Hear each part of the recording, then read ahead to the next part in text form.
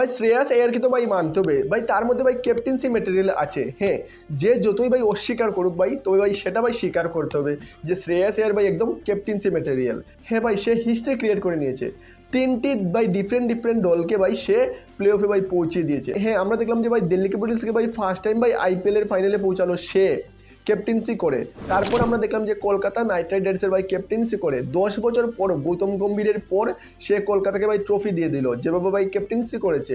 কিন্তু ভাই কলকাতা তার শ্রেয় দেয়নি এবং তাকে রিলিজ করে দিয়েছে। এবং তারপর আমরা দেখলাম যে 2025 আইপিএল অকশনে পাঞ্জাব কিংস দল তাকে 26,75,00,000 টাকা দিয়ে অকশনে কিনেছে এবং পাঞ্জাব কিংস দলকে ভাই 11 বছর পর ভাই প্লে অফে পৌঁছে দিয়েছে।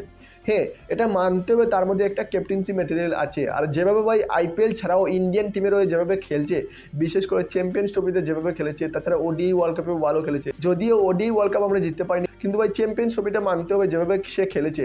তো সেজন্য আমি মনে করি যে ইন্ডিয়ার যদি নেক্সট ওডিআই ক্যাপ্টেন কেউ যদি ডিজার্ভ করে তাহলে ভাই শ্রেয়াস আয়ার। হ্যাঁ, এটা ভাই মানতে হবে। কিন্তু ভাই কন্টিনিউয়াসলি ভাই ইন্ডিয়ান টিম বিসিসিআই তাকে ইগনোর করে চলছে। যেমন রিসেন্টলি ভাই আমরা দেখলাম যে ইংল্যান্ডের বিরুদ্ধে ভাই ইন্ডিয়া স্কোয়াড ভাই ঘোষিত করেছে টেস্ট সিরিজ, কিন্তু শ্রেয়াস আয়ারকে ভাই ইগনোর করে দিয়েছে। কিন্তু ভাই সে তার পারফরমেন্স ভাই কম করছে না, সে ভাই দুর্দান্ত পারফরমেন্স করছে এবং এখন পর্যন্ত ভাই আইপিএলও ভাই এই বছর খুব ভালো খেলছে এবং ক্যাপ্টেন্সিও ভালো করছে। কিন্তু দেখতে হবে যে ভাই সে কি ভাই কলকাতা নাইট রাইডার্সের পরে এবার কি ফার্স্ট টাইম ভাই পাঞ্জাব কিংসকে ভাই ট্রফি তুলে দিতে পারে, সেটা দেখার বিষয়।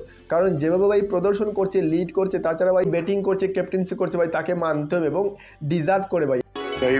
আমরা দেখেছি যে পার্সেন্টেজ অনেকটা বেড়ে গেছে, অর্থাৎ পাঞ্জাব কিংসকে এইবার চ্যাম্পিয়ন করানোর। তোমাদের কি মনে হয় ভাই, শ্রেয়াস আয়ার কি এবার পাঞ্জাব কিংসকে ভাই ট্রফি জিতাতে পারবে? তোমরা কমেন্ট করে জানিয়ে দিও। তবে মানতে হবে যে পাঞ্জাব কিংস একজন ভালো প্লেয়ারের উপর ভাই ইনভেস্টমেন্ট করেছে। কারণ অন্যদিকে আমরা দেখেছি যে গোয়েঙ্কা অর্থাৎ এলএসজি এর ওনার ঋষভ পান্তের উপর ভাই 27 কোটি টাকা ভাই ইনভেস্ট করেছে, কিন্তু আমরা দেখতে পাচ্ছি যে সে কিভাবে এই বছর আইপিএল এ ফ্লপ যাচ্ছে। তাছাড়া আমরা দেখলাম যে ভেঙ্কটেশ আয়ারের উপর ভাই কেকেআর যেভাবে ভাই ইনভেস্ট করেছে তাও ভাই বিফল গেছে। কিন্তু সব আয়ার ভাই সমান হয় না। আমরা দেখেছি ভাই অন্যদিকে শ্রেয়াস আয়ার ভাই কিভাবে ভাই দামাকেদার প্রদর্শন করছে, অন্যদিকে ভাই ভেঙ্কটেশ আয়ার ভাই ফ্লপ যাচ্ছে।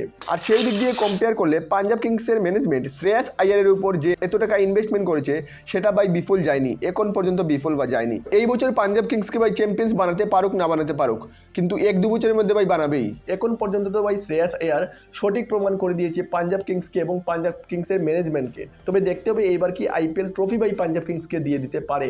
তোমাদের কি মনে হয় কমেন্ট করে জানিয়ে দিও। ভিডিও ভালো লাগলে লাইক, কমেন্ট এবং শেয়ার করে দিও। মিলছি আরেকটা ভিডিও নিয়ে, ততক্ষণের জন্য বাই বাই।